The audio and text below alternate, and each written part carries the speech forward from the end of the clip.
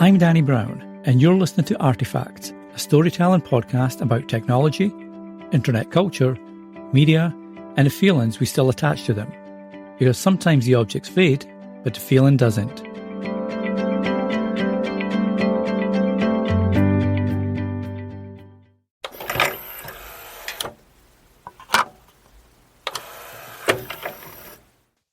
There was something magical about putting a CD into a computer and discovering that you just opened the door to an entire world.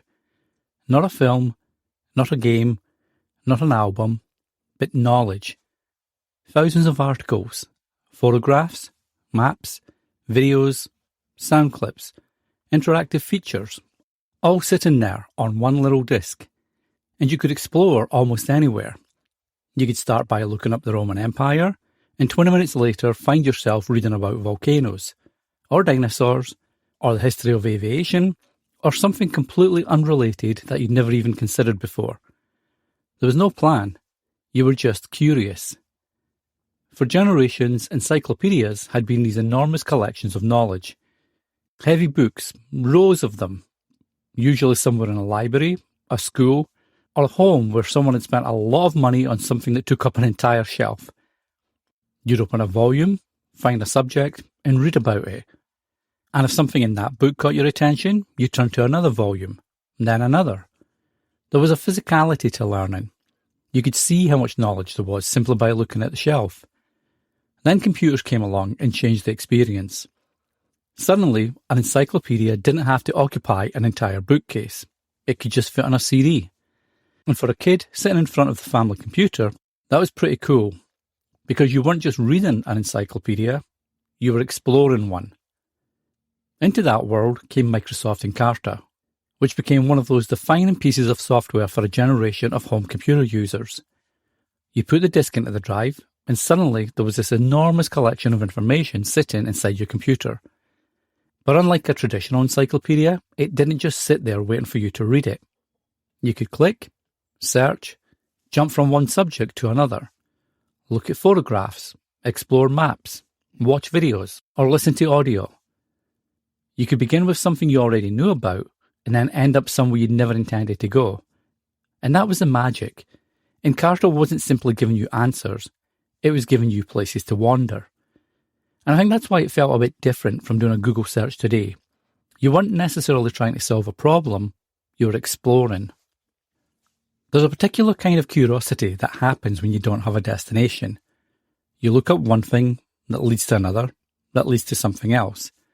And before you know it, you've spent an hour learning about something you didn't even know existed.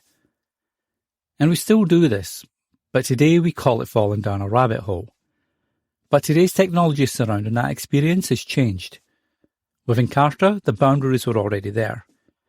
You had this enormous collection of knowledge sitting on a disk, but you couldn't simply ask it anything.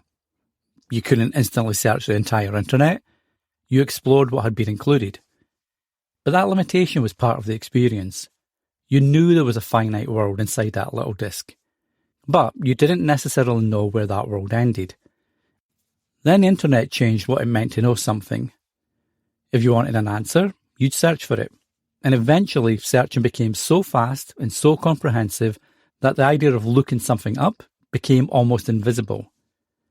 Today, if I wonder how long it takes light to travel from the sun to the earth, I don't need an encyclopedia.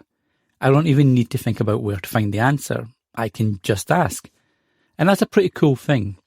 But there's a difference between finding an answer and discovering something. An answer ends a question. Discovery creates another one.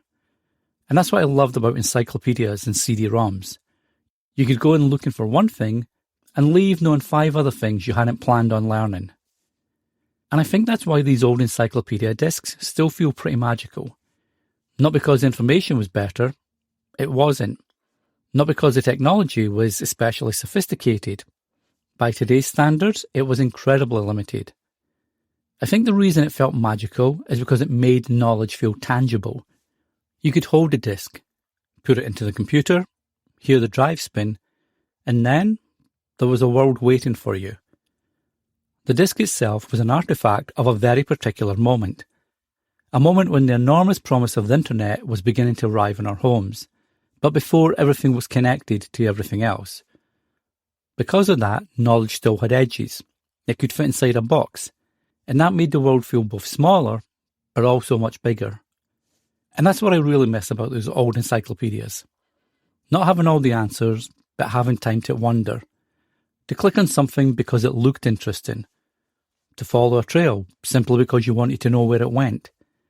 There was joy in not knowing what you'd find next. And maybe that's why the likes of Encarta still evoke such warm memories. Because it wasn't just a collection of facts, it was an invitation. Open me. Look around. See what you find. I'm Danny Brown, and this is Artifacts.